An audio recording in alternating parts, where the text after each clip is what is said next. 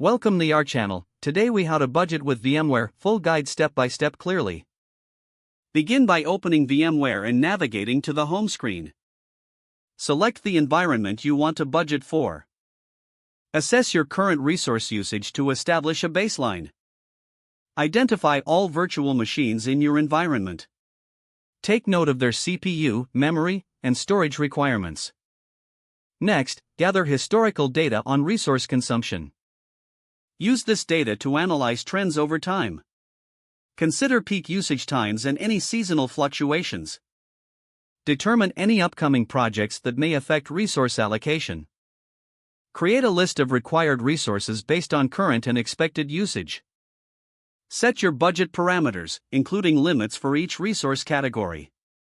Allocate resources to each virtual machine based on their needs. Utilize VMware's built-in reporting tools to visualize resource distribution. Establish a monitoring plan to track resource usage continuously. Schedule regular budget reviews to adjust for changes in usage patterns. Consider user feedback to refine your budget plans. Document all budgeting decisions for future reference. Finally, communicate your budget plan with relevance. If the page does not load, refresh the browser or try again in a private or incognito window. Make sure you are using the correct email address, then retype it carefully to. If your password is not accepted, use the reset option and create a new strong password you can remember. Check your spam folder for verification or security emails, then complete any requested. Enable two-factor authentication if available to improve account security and reduce unauthorized access risk.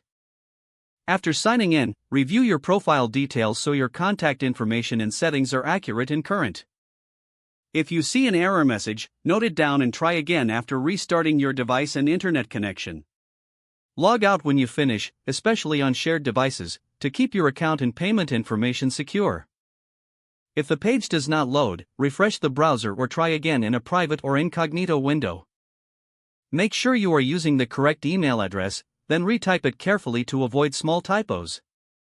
Don't forget to like this video and subscribe to our channel for more step-by-step tech guides.